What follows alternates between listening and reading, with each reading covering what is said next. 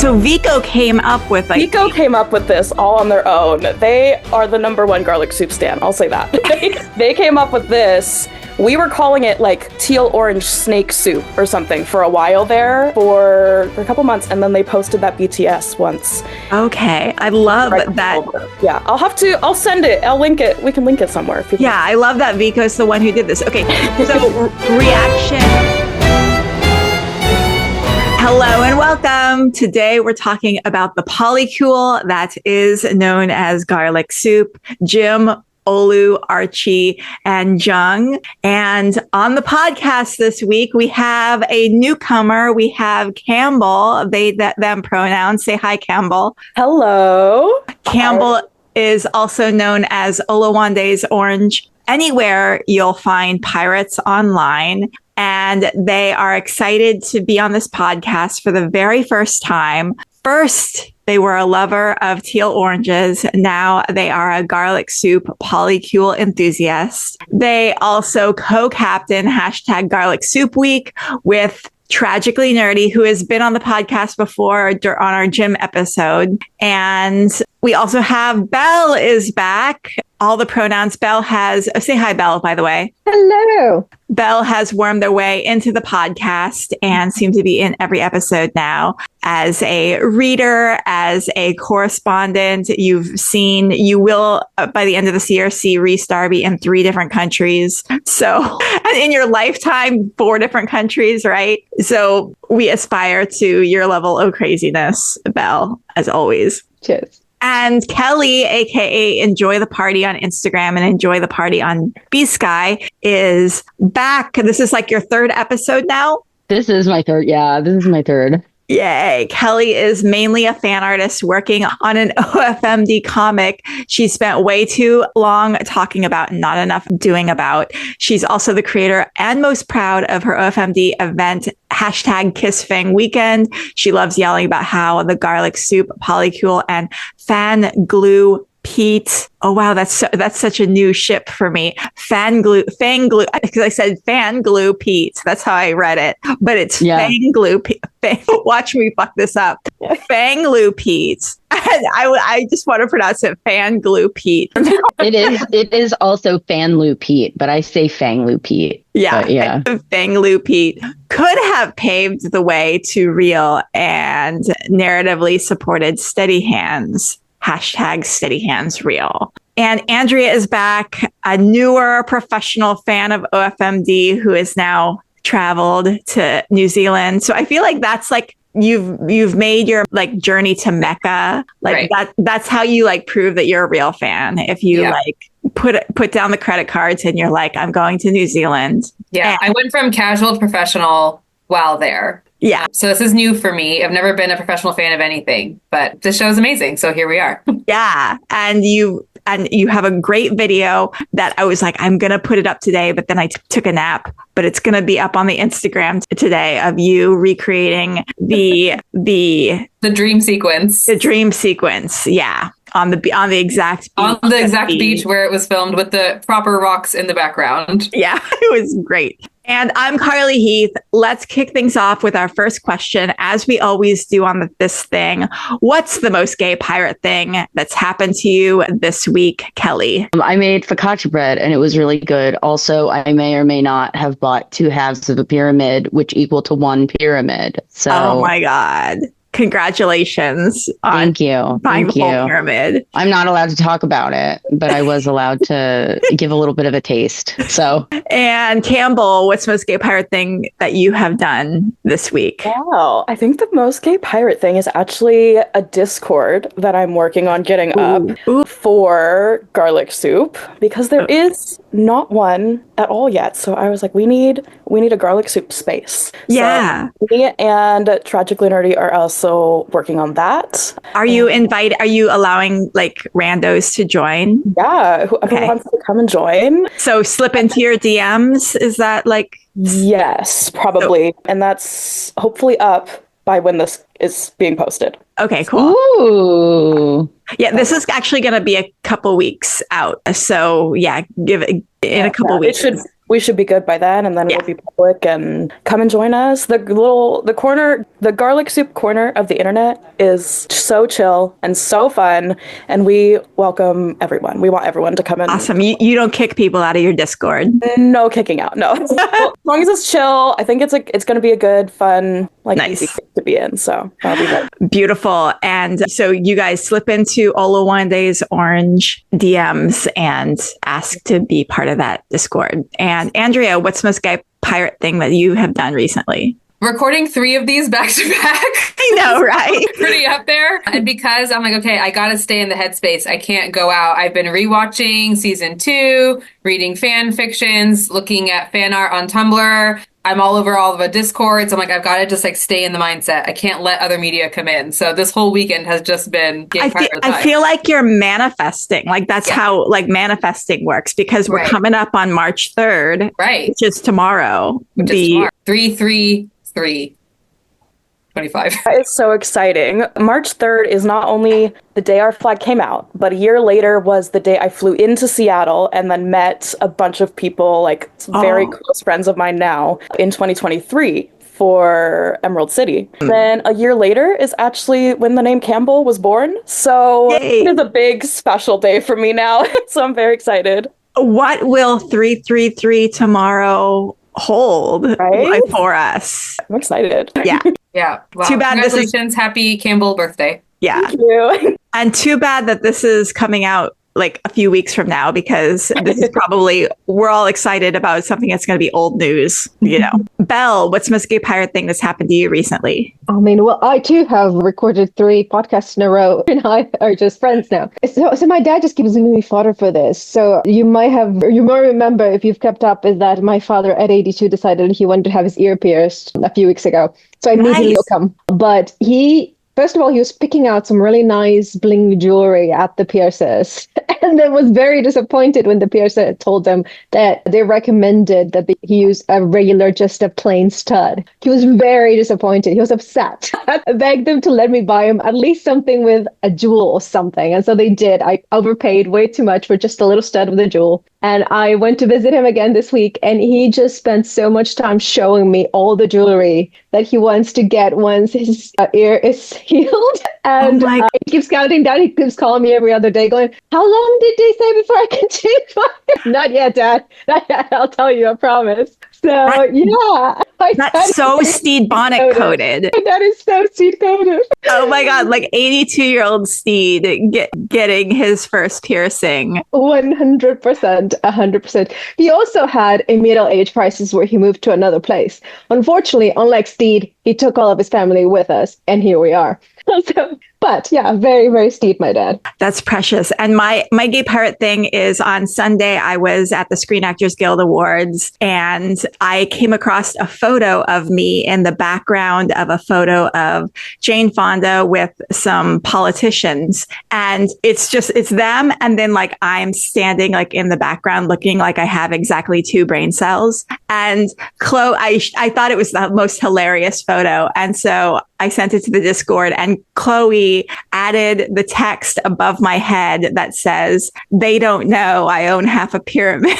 And it's the funniest. I laughed so hard I was crying, and I'm afraid to post that up because I'm I don't want to get in trouble from work or whatever. I don't know if I would be, but making a meme out of a photo of Jane Fonda with some politicians who are doing very serious, talking and socializing and stuff, and then me in the background looking like a dork. But I thought that was, anyway, the whole meme thing of half a pyramid was great. Every single one of them, everyone who contributed to that meme storm. Fantastic. So good. Yay, Frenchie, for really, we have to do a Frenchie episode because yes, please. Yes. He is our big dumb ace boy headcanon who is smart but also dumb, just like me, which I really identify with. And I feel like Andrea identifies with being smart, but also dumb at the time. 100%. Yeah.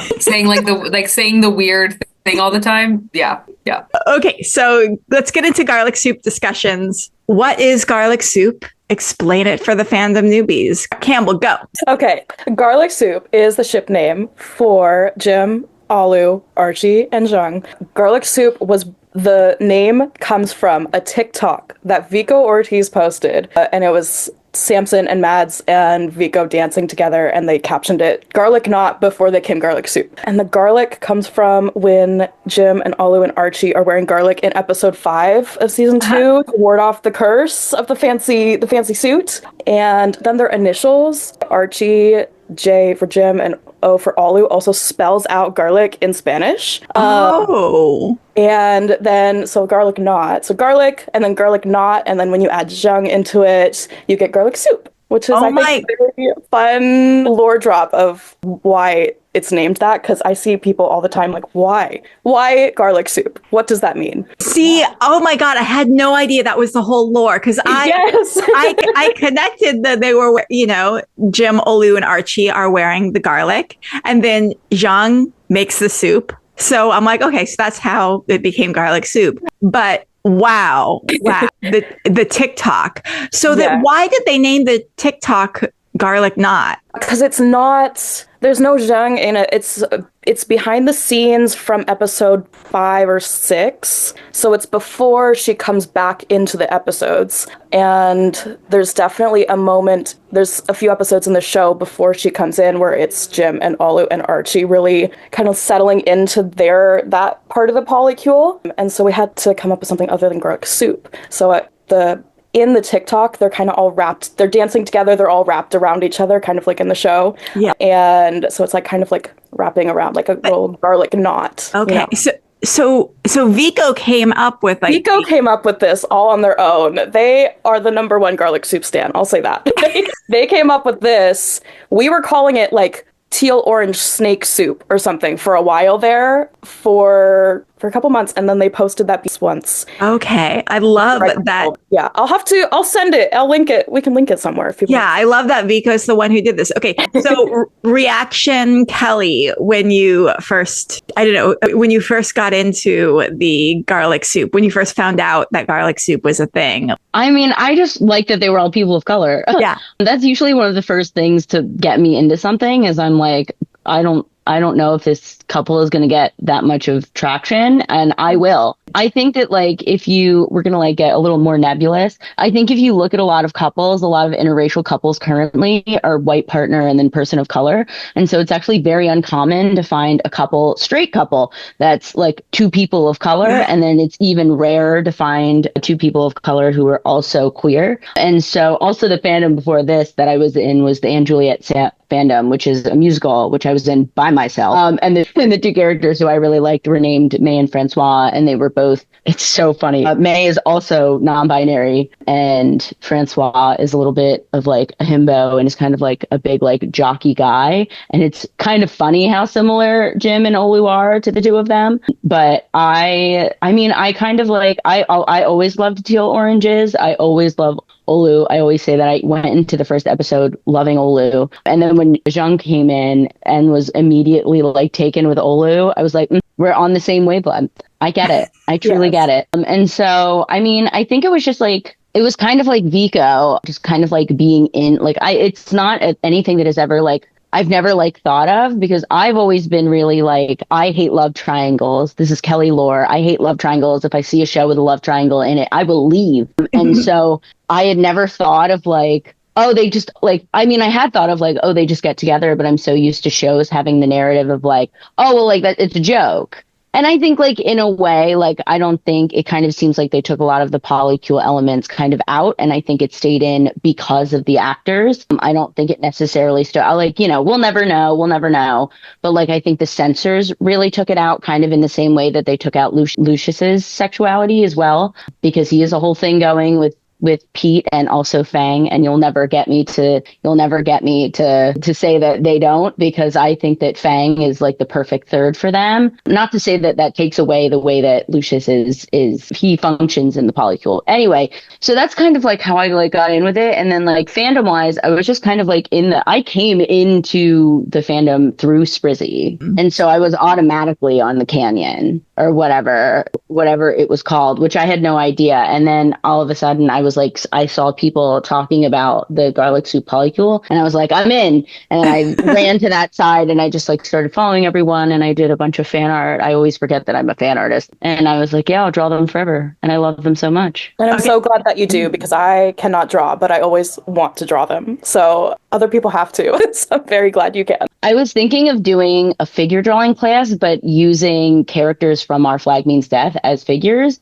to talk about the way, because I think that I sent Campbell the longest voice note on this yesterday. So I'm going to try and keep it to 10 seconds instead of 8 minutes. But like, I think the way in which we like process actors and the way that we process like what fan artists, like I think a lot of people kind of like bypass the personal element of drawing other people, or like they don't want to think about it, or they're taught to not think about it. They're taught to think of like what they see as objects. You're drawing what you see, and that is what matters. But like as artists, we like interpret like what we see, and like if people are drawing not safe for work, that's what they draw. And so I think that like, I'm not saying it would be a not safe for work figure drawing thing, but it would be kind of like you like this thing so much that you should you want to teach yourself how to do it. That's how I learned how to TV write. I was so annoyed at the ending of season 2 that I decided to write 8 episodes of television out of spite. I feel like we dusted over something really quick. Did you say you left a voice message for Samba? No, for Campbell. No, that was Campbell. Did I say Samba? It sounded like Samba, but I'm What if you just called Samba? Yeah. And now I've been offering free podcasting services forever. I would do whatever he wanted in terms of podcast world. I would write his intros. I would reach out to people, anything. I want the podcast that we were promised. Yes. I think that's something the entire fandom can agree on for once, is that Samba needs to have that podcast. But yeah. It's tricky because he is union, so he would need to get paid, a rate for doing it. He couldn't do it for free, and it's for a company. So, but I think Samba, divulging. But I think Samba could have his own non-official Our Flag Means Death podcast that would be called something like Samba's Ship of Story Time, and he tells stories about his personal experiences on the set of some TV shows that he's worked on.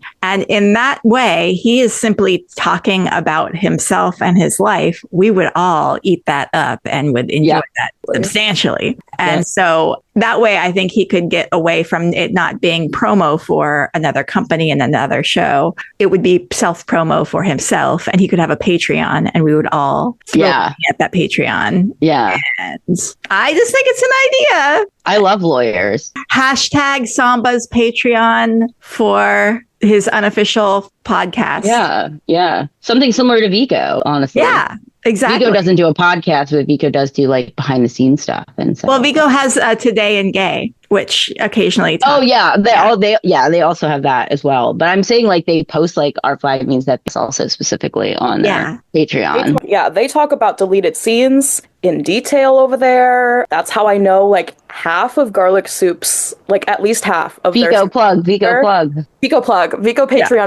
Okay, I'm going to drop a link to Vico's Patreon in the show notes. It really does have a lot of BTS specifically about their characters in season 2. Recommend. Always highly recommend. I didn't know that. But I want to get to, for everyone, how did Garlic Soup become the ship for you that you enjoy? And Andrea's been quiet, so I'm going to call on Andrea. Yeah, I think because each individual character is my favorite character. Madeleine Sami is the love of my life. If she'll marry me, that'd be great. I'm just hoping every day that somehow that happens. I am currently married. That's irrelevant. But again, bringing it back to everybody and their specific characters on the show, I think each character is so interesting. Even though they're not the main characters, right? They're still all so real. And of course, they could always be fleshed out more, etc. But like, they are so real, and they're all bringing such different perspectives. And because I need to be beat over the head with things to understand them,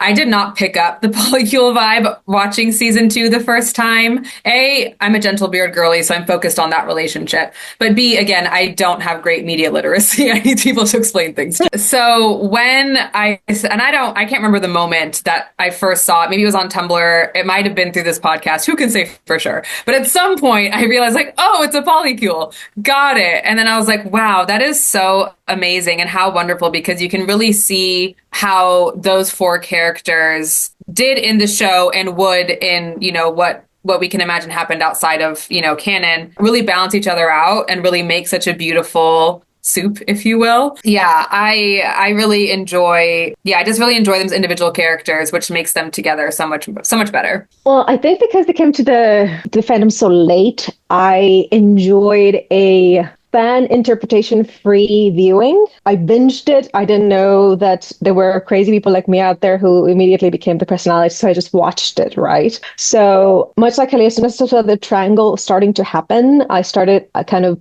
preparing myself for the inevitable drama, which happens in pretty much every bit of media. When I saw how they handled it, how there was no jealousy, there was no like drama, no big blowout, I thought interesting. Then I saw, of course, the three of them holding hands, dancing, and I was getting more and more excited. I was just like, this is amazing. It's incredible. Then Vico goes and looks for Zheng to talk to Olu. And I started picking up things. That could be because Vico could have chemistry with a piece of driftwood. So I was like, of course there's chemistry there. And then by the end of that particular episode, when they're all together and they're discussing maybe Jim and Archie coming to the red flag, when Archie says, we share, I was in. I was like, this is it. It's a polycule. They're all in. And then, of course, I get into the fandom. I would go, oh, good. I'm glad everybody agrees. And for context, did you watch like season 1 and 2 like all at once? So I watched season 1. And then I was scheduled to go on holiday to Morocco. So I watched season 1, had to be away from it for a week, like losing my mind. 1 week, and I thought I was going to die. I have to get back immediately. And then watched it like the moment I landed, pretty much. I was like, season 2, this is it. But basically, season 1 and then season 2, week in between, that's all one shot. Yeah. You didn't experience will it get renewed for season 2 drama, which I don't know if I would have survived. I don't know if I have such awe of all of you, because I really think I don't think I could have handled it well. Yeah, I watched them back to back. I finished season 1 right as season 2 premiered. And so, I would have also expired. You're all so brave. So Campbell, listening to two people who came in really late to the fandom, what's your reaction? Like, how was your experience, similar or different, or what's blowing your mind about their interpretations? So I've been here since, I don't know, I watched season 1 finale live, and then I was in the fandom within the next month. Yeah. It's like, I cannot be the only one going insane about this. I know there's other people out there. So I saw like post season 1, it was really like Jim and Olu.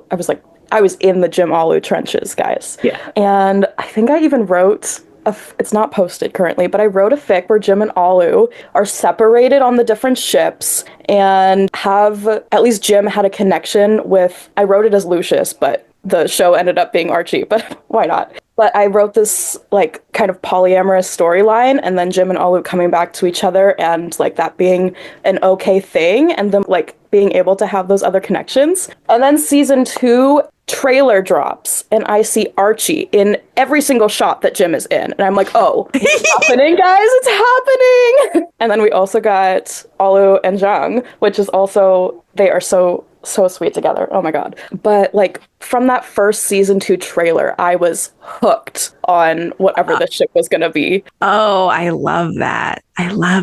Okay. What makes garlic soup so fascinating? It's like so easy. First of all, they're all hot. Second of all, easiest. They're easy. all. I just think it's like really interesting how the show, and like I feel like there has to be a preface, because like it's like I think it's like when I talked about censors, like people are well within their rights to believe that like Jim and Olu are completely broken up. I don't like that. I don't believe in it, but it did happen, and like there are people who went through it thinking that like, you know, people who like watch it normally, because I also have like conversations with people who like, the way I got into the fandom was like I didn't come in until right before season 2 was going to start, and like I think that just like I know that like We call him DJ? What do we Yeah, call him? the DJ, Daddy, DJ, yeah. Jenkins. Yeah. Yeah, I think like DJ, like he said, like they're broken up. Yeah, And I think oh my God. it sucks. It does. I don't agree with it. I know a lot of people don't agree with it. I'm like 20,000% sure Vico doesn't agree with it. Not to put words into Vico's mouth, but like I think that like again, this is kind of like I feel like that they're all just together. I think it's hard to like talk about them within a context. I think it exists as garlic knot first, and then I think Zheng comes in because I think that it's too much for like I think Olu, I think even though we treat them kind of as like what's the fourth person in a throuple, like a quadruple, treating them as that, like I like to treat them as that, but like in essence the relationship between the four of them is so much more complicated than that. I personally love the headcanon that Jim hates Zheng and vice versa. I think that's so funny, but then like they will murder people for Olu. I think that's just really interesting. I think it's really interesting to have Zheng come in as being incredibly heteronormative and being like actually Olu's mine, and like there's no way you're getting to him, because I think that like there's like I think Campbell said this at one point because Campbell has read the scripts for the comic that I never work on, but like essentially like there's conflict in it, because I think that like it's not always great to see like they just all get together and they're all okay with it. Someone is not okay with it, I think, because this is like, not in the way that we need conflict, but in the way that they're all human beings. And so that's always been really interesting to me. I completely forgot what your question was. What makes garlic soup so fascinating? And I think you gave the fascinating answers. Yeah. Yeah. So I'll add to that. As Kelly said, they're all people of color, so that's wonderful. None of them are stereotypes of genders or gender roles, or you've got a completely non-toxic masculinity Olu, you've got a kick-ass woman who will do whatever she wants, how she wants, succeeding in a men's world, opening up new boundaries. You've got Jim, who just doesn't fit any labels and who's extremely badass in their own, and you've got Archie, who is just all over the place and fantastic. So it's very non-normative people in a non-normative relationship, which I absolutely adore. And again, the idea of showing a polycule that's not a toxic, drama-filled fodder of like a damaged relationship thing. We don't get a lot of time with them, of course, because we didn't get season 3, and lots of different people can interpret things different ways. But the fact that it didn't immediately become part of the drama that, something was happening and everybody was jealous and that kind of thing. Yeah. It's lovely. I feel like if we were to see more plot from them, it would be a plot of an external threat that they need to work together to overcome. But the plot wouldn't be about conflict amongst the polycule. Or external would cause internal, which I think is also cool. Yeah. Like, I think because it's difficult to get 4 people to agree on something. Mm-hmm. And so I think just like personally, because I think I love them as a group that I'm not, I definitely I think jealousy can be part of it, but it's also kind of like, I always do this joke where I think it would be so funny. Does everybody know the song Taste by Sabrina Carpenter? I always said that it would be so funny if Zheng went off and sang that to Olu, because that's the whole point of that music video and the whole point of the song is they're kind of pissing each other off, but instead of Jim being is it Jenna Ortega part, Jim is just kind of standing there with their arms crossed and being no, that's hot. To me, that's the dynamic. I think it's just so, I mean, it's also so hard because it's not a dynamic you see at all, ever. Can I just say, I am so obsessed with your interpretation. It's so good. I hadn't really thought of it, but what you're saying makes complete sense now that you say it. Because Zheng is coming in, as you said, more heteronormative. So it completely makes sense that it would take an adjustment period for everybody to figure it out. And I guess because, again, I don't think very hard. I was like, they'll just be happy. It's great. But I love this idea that, they're really going to have to work things out. And I think that is why it lends itself so well to fan fiction, is that we only have so much of them, right? But there is so much to explore about the dynamics that could come up between them. And then you throw in Archie, who is an absolute alien. What even is she? you know? I love like, Archie. Yes. Again, queen of my heart, Archie and Madeline, all of the above. But like what, you know, how does her energy fit into all of that, right? Yeah. Now I feel like I want to write something. Thanks. Now I feel like I want to do an Archie episode. Do it. Please? Oh my God. Please. We're going to do it soon, it sounds like. But Campbell, what's your most favorite thing about garlic soup? I think it's really, at the core of it, like, there's 4 people, but at the core of it, we know the most about Jim. And we really see them go on this entire journey from like survival mode, not wanting to talk to anyone on the ship. Like even when they can talk, I don't think they want to very much. And then in between seasons, they really, with everything else that's happening on the boat, they really start to open up a little bit. Even like while they're still in survival mode, we see them open up to Archie and that storyline, and we really get to see them open up and then like really find this like playfulness with Archie, and then getting to see that kind of extend and continue after everyone's brought back together, and getting to see Jim and Olu kind of resettle into whatever they've got going on after that break, and then getting to seeing them do that and then add other people into that as well. They're just here to love each other and love their people and protect their people, and it's really interesting to see again that like non-toxic, non-love triangle, like actual like polyamory compersion and communication shown on screen, even if we don't see a lot of it, but it's there, and it's really sweet and calm in a way that a lot of other things in the show aren't. So I love that. Can I just say, I love the idea of, because as you said, Jim is the character we know the most about, and like having the polycule be part of their healing and part of their growth. Also, like, what a great idea. When I'm listening to the podcast and not on it, I'm like talking back. And this is what I would say if I were by myself. I love that. I'm like, yeah, great idea. What would you like to see garlic soup do in season 3? I think Jim and Zheng would not get along. Like, not immediately, not at first, not easily. And they really have to work with each other for their like shared relationship with Olu, and they really have to learn to like each other and learn to like be around each other. And I do think that they would just end up fighting a lot. And then I like this. Hold on. What types of things would they fight about? I love the idea that Jim is like healing and starting to understand that healing within themselves, but doesn't know how to help other people. And so like whenever someone is not healing in the right way, they're like, well, why don't you just heal like me? Why don't you just like sit down and like just like think about it? If you think about it, like they're parallel to Jim, and Zheng is just getting out of that relationship that they had with Auntie. And so Jim has to kind of be like, well, I was also like born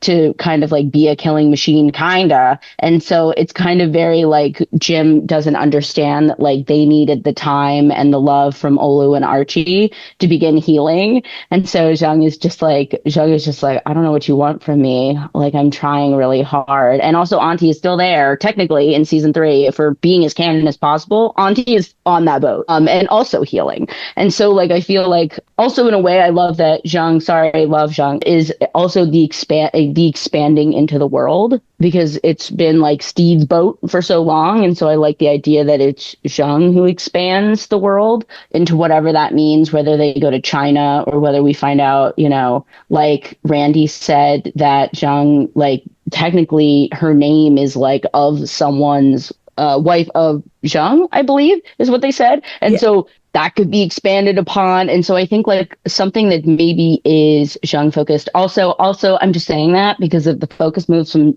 Jim to Zheng, then I get some Zheng Archie. And I love me some Zheng Archie. Ooh, you know, but something that I'm picking on is in terms of like a social hierarchy, Zheng is like a CEO, like a very successful CEO, and Jim is like an Uber driver. And it's like, if you're like a really successful CEO and an Uber driver tries to tell you anything, you don't take that person very seriously. And you might even be, you know, Zheng is very good at being kind of condescending, and Jim is very perspective about when other people and when someone is being condescending to them. And I can see scenes in my head of just like even day-to-day things, like operating a ship together and something needs to get done. And maybe Jim tells Zheng to do something and Zheng responds in a very condescending way. And it's just like a little thing. And maybe it's about, and even though Oluwande isn't mentioned, it's the undercurrent, you know, and the social hierarchy. Just some random thoughts that are in my head. Yeah. I definitely see it a little bit differently because I think Zheng would appreciate and respect Jim as a warrior, as a person who knows what they're doing. They're very, very good at what they do. That I could definitely see, especially with the passive-aggressive way that Sean is. She tends to try to be calm or at least pretend to be calm on the outside. That could definitely have some issues. I could also see some issues coming up from the outside, meaning Auntie being on the ship and maybe not understanding polycule, not understanding polyamorous relationship, and that causing issues and problems. But like Andrea, I just love happiness. So whilst I don't want everything magically to be perfect, I definitely would love for them to find their happy as quickly as humanly possible, because I'm a sucker for that. I would really want to explore Archie's dynamic in what that looks like, because again, she's the wild card. She's coming in with this like happy, positive energy, but underneath that, right, there's like very serious trauma.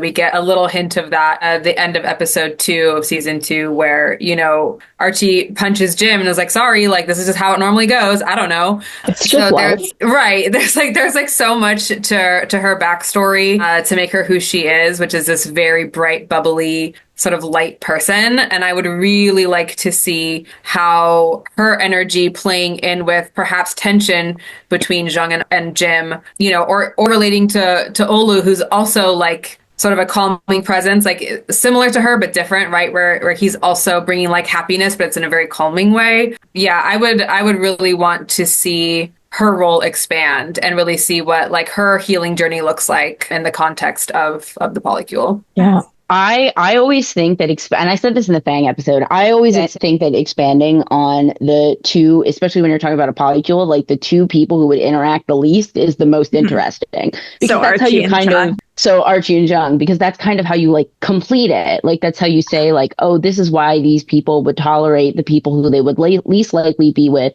you know, and in Pete's case, it would be Pete and Fang. And so like, I always like the couples where I'm like, let's figure this out. But I think that like, in a way, and I don't know if this makes sense, but in a way to me, Zheng is all of Olu's like needing to be like organized and needing to be like kind of like protective, like it turned up to 11. And I think Archie is all of Jim's like tendency to like be like crazy and also go for like the most extreme option. So I see them as very turned up versions of each other. I don't really know why, and I don't even really know what turned up means. But I just think that that's who they are. And so putting them together, I think it would be really interesting to use like a teal orange's solution on the both of them to see them get together. I feel like I just said a bunch of word nonsense in that sentence, but like I think I made a post about this, and I don't think it was so funny, Campbell, because you actually said the other day, and I don't think you saw this. I usually just assume that Campbell is like camping stalking out. You on Blue Sky. No, camping out on Blue Sky, just like looking at the garlic soup, especially now that you have groups that you can be in, just like looking for original garlic soup. And so, but there was a thing that I said where it was like the thing that Zheng could really learn from all three of them, and it came from that image of, I don't know if people have seen this meme, but it's like the person with the holding the one child with like a backpack, and they're like person A and person B, but in this case it's Zheng and it's three of them, and it's Olu, Archie, and Jim. And I think we always think a lot about like how somebody could like calm presences down, but I don't think that people think about the opposite, because one thing that I love about Our Flag Means Death is this idea of age and this idea of like acting your age, which 100% also comes from like the Olivia Rodrigo song, like All American Girl. Sorry, I apply a lot of songs to things because like I think that like the thing about the Olivia Rodrigo song, one of my favorite lyrics that she says in there is she says something like, I act my age which for Asian American girls is to be prim and proper and to not be very loud and to not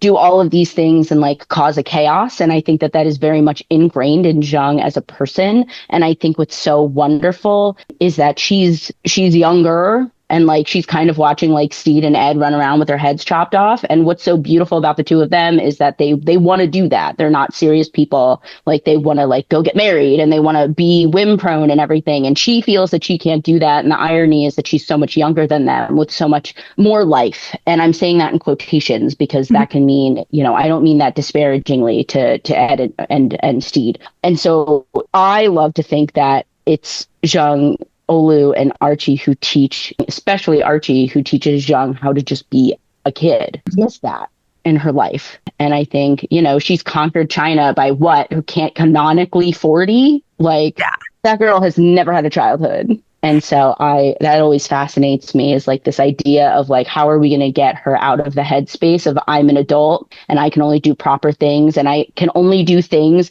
that will lead me toward success in my life. I don't know how to like play. I don't know how to have fun. And I think bouncing off of that, like something else that I would love to see in season 3 or a little spinoff is Zheng is gonna kill Ricky. And I think it would be really interesting for them to, like the rest of the polycule, to back her up on that. But also like Jim's been through this route and they know that like killing him won't make you feel better. And I think something else that they could, like, that's another thing that Jim and Zheng could actually, like, really bond over and talk about is, like, it's not worth it. And there are other great things happening right here. And we all love you. And we're all here for you. And why don't we just sit down and have some soup? Like, why don't we just chill out? But I think at the end of the day, they would also, like, they would absolutely support her in absolutely murdering that man. That's so funny you say that, because we just talked about the DJ fan fiction yesterday, and I have not read most of it. Okay, Yeah, well, I'm going to give you a light most of what spoiler happened. that Jim is very on board for revenge against Ricky, which it's interesting because now that you say that, I'm like, yeah, but Jim learned better than that. Like Jim knows that revenge is not going to bring you the peace that you're looking for. And you know, it is just a little bit of whatever 2.5 side story. It's fine, but it is interesting because I don't think, now that you say that, I'm like, yeah, that's actually not quite. That's the whole arc in season 1. That's their entire arc in season 1 is like learning, killing Alfeo, and then realizing like that didn't make them feel better. Maybe they'll quit. Oh, maybe they'll go back, kill the rest of them. That won't do anything either. That will not solve the problem. That won't heal them. So that's, I do think that they would support this, but they would also be like, hey, there are other ways to go about this. There's other things to do other than just murder that man. But I also support murdering that man. So what do you like to see garlic soup do and fix? Well, we all know my answer to that because I'm the horny imp. So I'm just here for the sex. So real, though. That's so real. The first note that I have for this question is have sex. Well, you're going to need to get specific. Can you tell us what sort of dynamics you enjoy? What sort of lead up? What sort of slow burn, fast burn? What? Jean is one of those that, again, it can lead to a lot of things. It can be very dominant because of her personality. It can be somebody who craves to be submissive because they're in charge of everything all the time. I always enjoy that particular bit of dynamic. Archie being playful always is fantastic, obviously, because that introduction of an idea of sex being something fun and playful is fantastic. I love it. Not to be taken too seriously. Yeah, just a lot of exploration of that. Jim can go every which way from Sunday, although I always see Jim as being dominant. So that I enjoy that the most. I think I would find it very strange if Olu took the reins. I would have to read that and process it. I think in general, I just want to see more of all 4 of them. Writing 4 people into a fic is hard. Okay, that is so many hands and body parts. It's so many. It's hard to keep track. And so there's a lot of 2-offs and 3-offs, and there's a few that like really have all 4 of them there. But seeing all of them together and all of them interacting, it's really fun. And they do bring out, like, depending on whichever 2 you put together, they bring out completely different things in each other. And I think that's always really interesting, is like what happens when you do put Zheng and Archie together. And one of my favorite things is Olu and Archie, because I do think Archie brings out Olu's playfulness too, and he's actually so much more insane than we give him credit for. And I think Archie and Olu together, they get really playful and fun with it as well. I like I said in the beginning, external issues that come and affect all four of them, because I agree. I think that's the only way that we can get more fixed with all four of them is if we give them something external that they all feel differently about. I love the idea of giving. Well, I like the idea of having Auntie be less of an authoritarian figure and just kind of being more of like, I'm there for you and I'm going to side eye every decision you make, and actually having a more overarching villain that is related to Zheng in whatever way that is, whether it's like a mom or a brother or a dad or like whatever that is, just because I think that like everybody would feel different about it. I think if something like dramatic happened, there would be I think there's nothing better to me than a found family being tested with a biological family conflict. Just because like it really does like bring up the question of like what is family and like what isn't family. I've said this before, like I've always loved the idea of like a post season 3, that I think like one of the biggest conflicts should be, and this is for everybody, who leaves the boat and who stays on the boat. Because one of my favorite things to do is to take found family and then say, okay, but what happens after everybody is together? What happens when some people want to leave and some people don't? Do breakups happen? Do friendships end? Do they not end? You know, what is home? What is like, do we start talking about like a home base? It's very similar to like what Vico says and what the show says about like anchors and like, who do we come back to? And like, what does that mean in pirate land when like, you're not going to see each other for months? And also like, you know, to me, that's like a very interesting, like, I'm always like, how can we take this like super like this pirate comedy and turn it into like, to ground it? But that's only because like I think that it through its freeness as a show, it creates such beautiful situations. I don't think that they'd be able to do garlic polycule soup dramatically yet. It's like they're like feelings that I have about media where I always think about the garlic polycule soup, and clearly they weren't able to because DJ like to this like, you know, said in an article, in a very public article, like Jim and Olu are like the friendliest exes. They're just like good buds now. They're like good buddies. Only on that time they had sex, it was just a romantic liaison. They're friends now. Yeah, I love how we can disagree with the showrunner. I love how we can be like, oh, he's. I heard that, and I'm like, actually, David Jenkins, you're wrong. Sorry.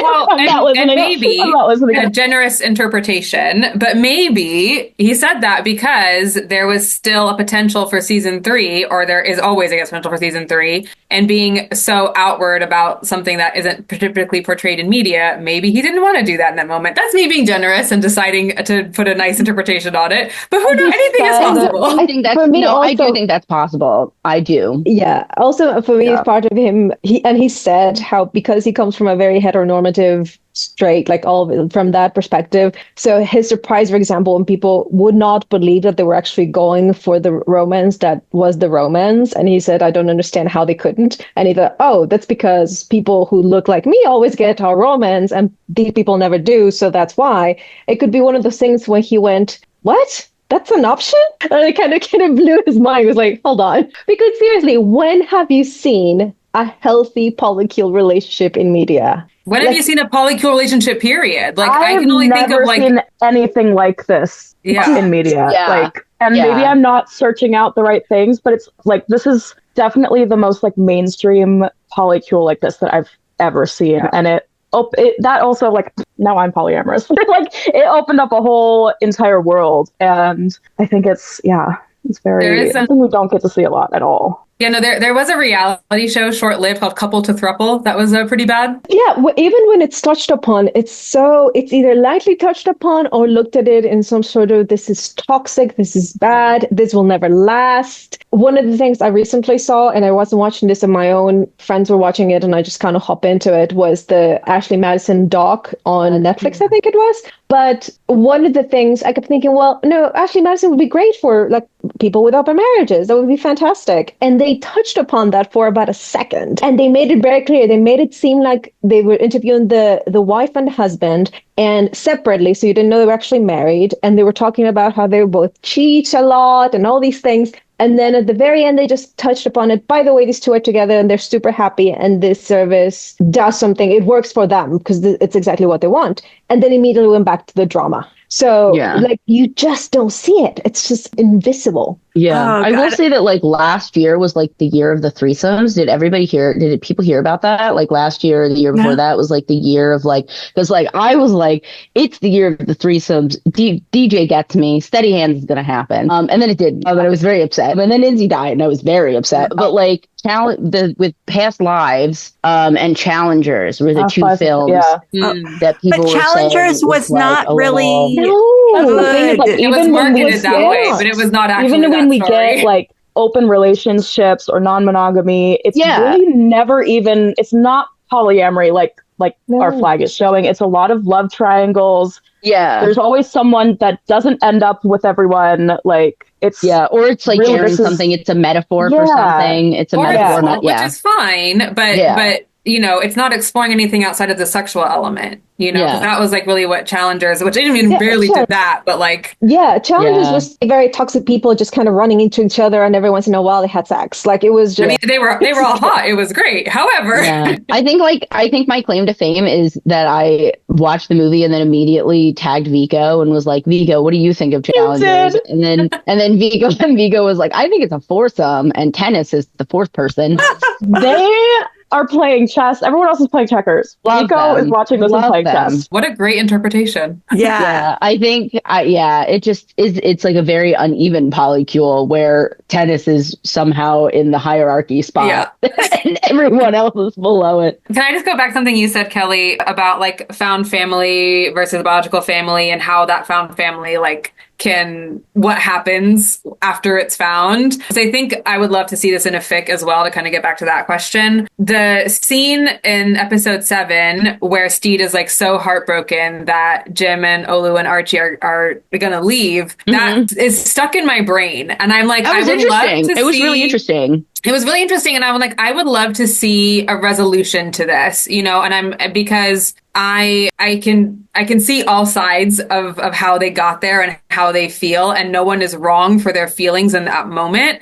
But then it just kind of gets dropped because of the bombs going off and whatever. And that's fine. You know, we only had so much time in that season. But I would really love to see, and maybe this fic exists and I just haven't found it. If someone knows of it, please send it to me. But I would love to see like how do they resolve that with Steed, someone they care about, who's not in their relationship, obviously, but someone they care about is part of that found family, but doesn't necessarily serve a role for them anymore. Or you know, and again, it's resolved by Ed and Steed staying on land, but if that doesn't happen, or they still want to have that conversation, whatever that looks like, I would love to see that, because that scene just like lives in my brain as like a song you can get out of your head and you want to get it out, you know? Yeah. I mean, I think what I love about it is I think that like, spoiler, I think the solution is that you do what Ed and Steed do, which is, that's saying a lot because it was a very general ending. But like what I'm assuming is that the crew comes back to visit. And so I like the idea of like there is one place where everybody like can get back together, or like somehow you know about each other's whereabouts. Obviously, in modern times, we all have technology and group chat. But like they have pigeons, according to they pigeons. Oh yeah, and they also have pigeons. Seagulls. So I think that that's maybe how they would, I think that like that is one of the answers. Because one of my things, sorry, not to bring Lucius into it, my other favorite character, but I think one of my favorite pieces of lore that I guess was not given to us by the show, but was given to us by Nathan,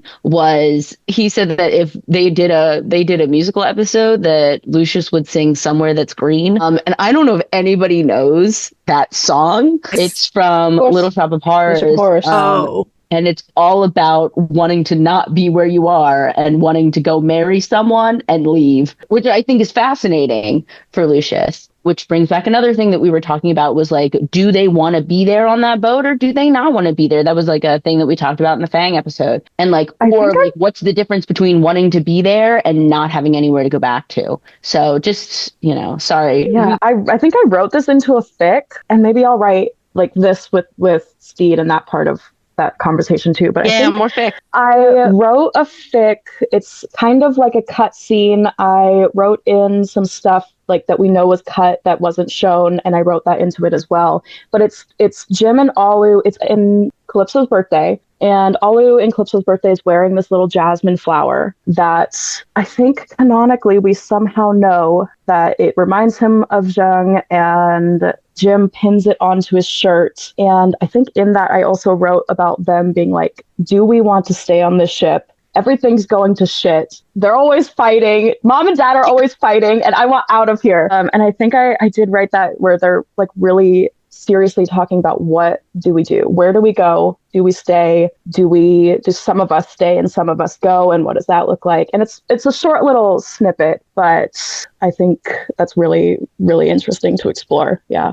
And I'll write a scene with them and Steed somehow of that conversation too, because that would be so interesting. Yeah, because the itch I need scratched is like a resolution with Steed, because I'm very as many are protective of that character. I don't want to see him hurt. I don't want to see him feel like he failed them in some way. And so that is like what sticks in my head is like, oh my God, does he see himself as a failure because they need to move on and it's not about him, but is he taking it that way? And that like, yeah, get it out. That would be the first time I like ever wrote something Steed ever. So maybe I can help. I would love that.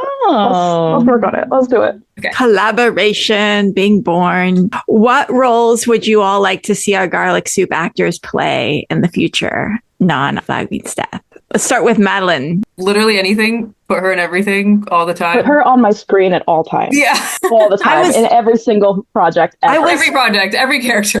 Yeah, I was thinking if she was a man, she would be winning all the Golden Globes, Emmys, everything. She would be cast in like every type of movie that Bill Murray is cast in. She would be cast in it. She would be the huge thing, right? She's so good, and she's kind of dismissed because she's a woman and she's not a typically conventionally feminine woman.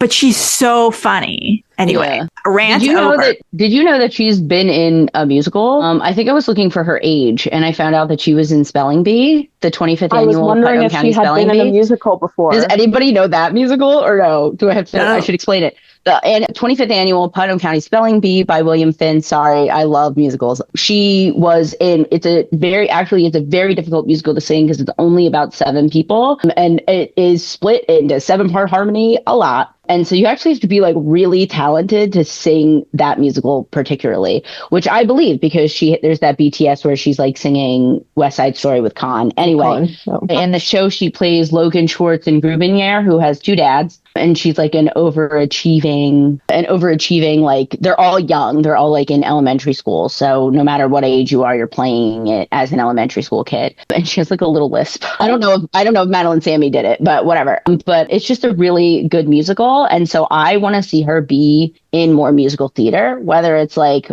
actual musical, like whether it's like very traditional musical theater. I think she would be really good at like a new musical theater. I'm trying to think of a role. I would love to see her be Persephone in Hadestown. I think that would be really cool. I would love her to play any role in Natasha Pierre and the Great Comet. My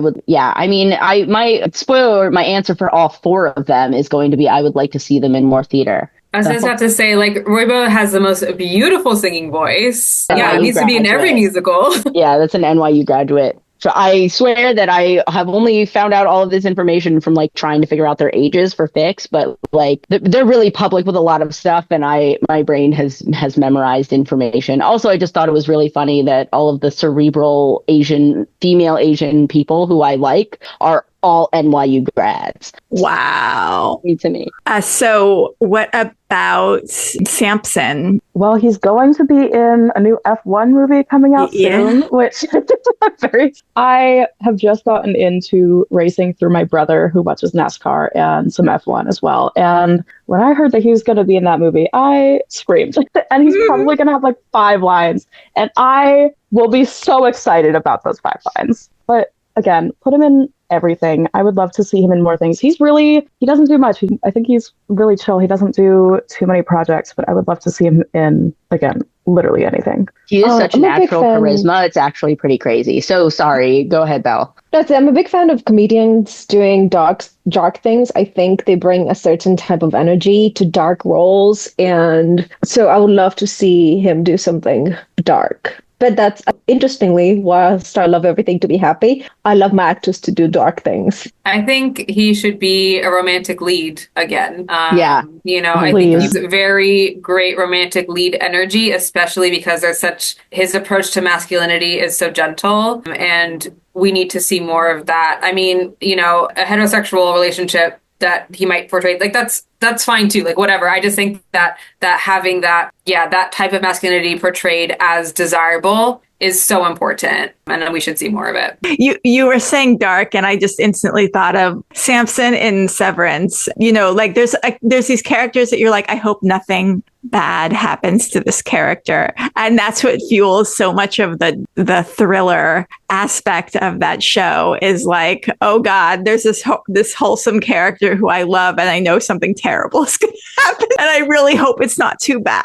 But yeah, definitely, if Samson was put down on that show, it would definitely cause so much anxiety. As like, oh God, I hope nothing bad happens to him. So stressed. So much stress.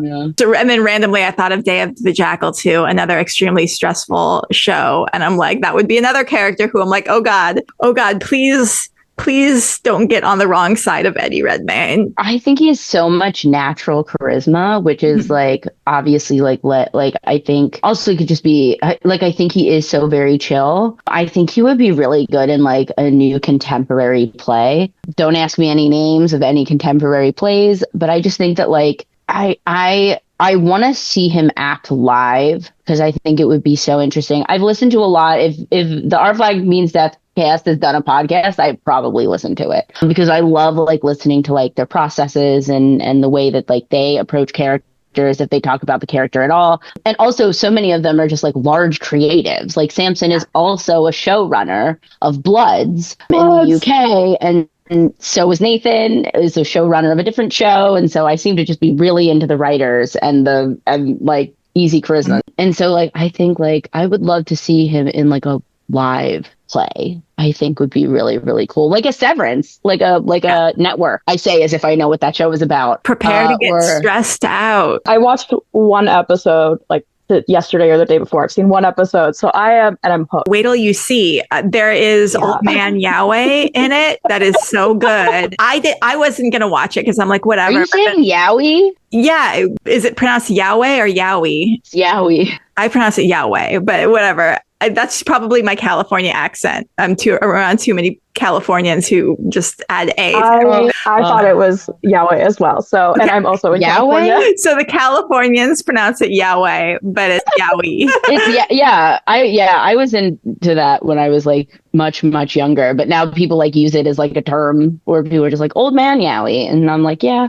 No, it's pronounced. So, but yeah, Severance has big time Old Man Yowie for real. And there is a potential polycule that happens, actually. Is this in Severance? Don't spoil it. In Severance. I want to watch it so bad, but it's like, yeah. And it's kind of just begun to form in season 2. So yeah, we'll have to see where it goes. But it is very wholesome. These two old men, it's good. It's good. Nice. I'm excited. We need to wrap things up. Let's talk about FicRecs. So, Kelly, do you want to put in Good Word for Nerdy's All the Soup collection? Yeah, Nerdy and Tragically Nerdy and Campbell together, like put together, and also Nerdy put together a great thing for Fang Weekend, which I didn't know how to do.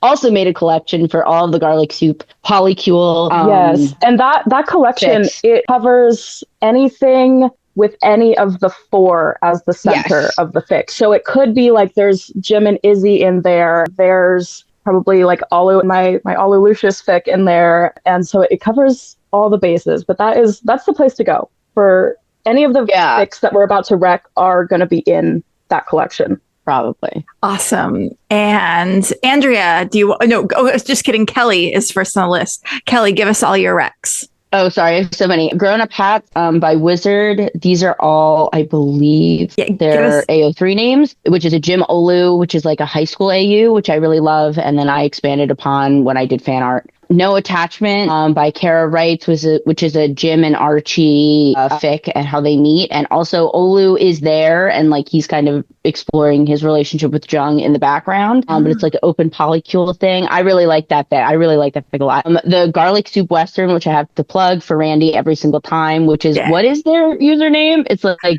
Bong Bing Bong. Bong Bing Bong. Yeah. Are writing a Garlic Soup Western fic, which I feel like I need to plug because not enough people are excited about that with me. And then the last one is The Truth in Me, which Campbell wrote, which is a Femme Olu and Jim fic that I really, really love. And if you want very teal oranges, but I love it. So. And if you want to find Campbell's work, you have to search Oluwande's Orange. Yeah. Yes. And Andrea, do you want to tell us about yours? Yes. So unbeknownst to me, I picked one by Campbell. Yay! But that's like the greatest compliment. So, and also, which has art by Kelly in it. Also unbeknownst. Remember I got Oh my God, I know which one it is. So it came out of nowhere. It's just a little slice of life, modern, super, I mean, it's, super light, fluffy. It's, for me and Belle, the happy, we love the happy. And what stood out to me was that because you referenced Beyonce's Two Most Wanted, and I love that song. That's my Jim and Olu song. That is like the Jim Olu song to me. Yeah. Again,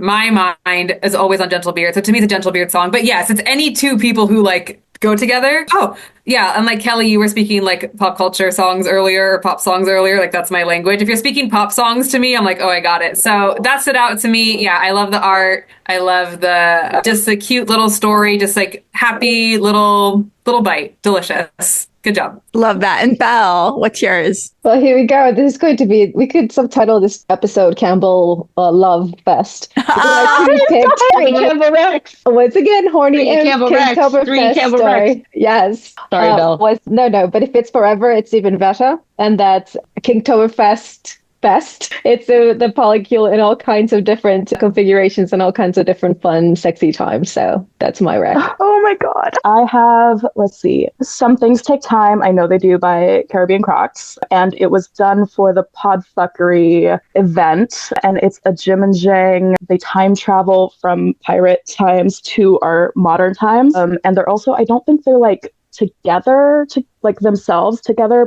at the beginning of it, so they're also like getting together during that. Sorry, I have 6 recommendations, guys. I'm so sorry. Go for it. No, this is The Color in My World Is You by Tragically Nerdy. It's a Garlic Soup soulmate AU, and Jim and Olu figure out their soulmates, and then Archie comes along and Zheng comes along, and wow, surprise, they're all soulmates. But it's done really, really beautifully, and one of my absolute favorite Garlic Soup ones that really touches on all characters. Give Her a Chance by Ali is Reading, which is a Jim and Zheng fic where they go on a blind date set up by Olu and Archie. And that one is really, again, like a little slice of life. It's really good.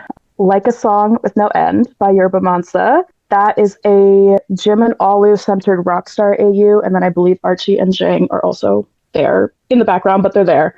Oh, Kelly mentioned No Attachments. Okay, and then Falling Into Me by Queer Canon Co. And basically, they have written like 20 or 30 poems inspired by Garlic Soup, a lot for our last Garlic Soup week last year. But they've done so many lovely, lovely poems. And there's not enough poetry in the fandom. And so getting to read all of those little poems are incredible. And then I am going to plug myself. I do have I have collection of season 2 fix-its, post-season 2 stuff, and it all centers around Garlic Soup one way or another. And there's like 10 fics in there so far. So that's got a lot of different things in there. I think that's all I have at the moment. Yay! Thank you so much for all of that. Okay. Well, double check the sheet, Campbell, because I don't know if I spelled everybody's usernames correctly. I typed all the fics in the sheet. Oh, okay. It's okay. It'll take me a little bit to put this all in the show notes. So just try to find the links to the AO3 and then drop them in there when you get a chance. It'll honestly be at least 2 weeks before this goes out. So as we wrap things up, what are you all working on? What are you looking forward to? Kelly? Well, I'm going to write a fan fiction with Campbell, apparently. Yay!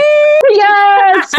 But yeah, I'm not working on that much, but you can find me on Blue Sky at Botones. Come talk to me there. And you're also, I mean, you're not working on much. You're going to record your 4th podcast episode after this is over with. So you are doing all the podcasting right now. This is Andrea's podcast weekend. And Kelly, what are you working on? The comic forever. It's just never going to get started. It's never going to, I feel like I should just release it as scripts at this point. No. It's going to take so long to do. Yeah. I'm trying to do that. I'm in the middle of applying for grad schools and doing interviews, so I haven't been home. But so I'm hoping that like once I get back, I can like have a break and I can start like storyboarding, because I forget what their username is, but Alex is also doing a comic. I don't know what their username is, but they do like Izzy art and stuff, but they're also doing a comic. And also there was another comic going for a while. And so I just really love that this fandom just like, we're all doing comics now. And I love that about us. Yeah. So, but that's what I'm struggling through essentially at this point. Forever. That sounds is Smudge and Frank, Alex? Is Smudge and Frank? Maybe. But I think she is, yeah. Yeah. And Campbell, what are you working on? So I'm working on that Discord, which again should be, I think it's going to be up by the time this goes up. So Yay. Working on that. But then I am also working on the second annual Garlic Soup Week, which will probably be in the spring, like May or June. So me and Tragic are gonna start working on that, and that's like my favorite thing is to do in this fandom. It's so fun, and I'm always writing this really long Jim and Olu fic where they're like they meet at like 7 years old, and then there's a big time jump where they don't know each other for a while, and then they come back together. And I've been writing that since season 1. Wow. And then season 2 came out, and I started like reworking it, and maybe in 10 years it'll be up, but that's always what I'm working on in the background. Oh, wow. I love that people work on something for a really long time, and then it'll be such a treat when it's finally released. It really will.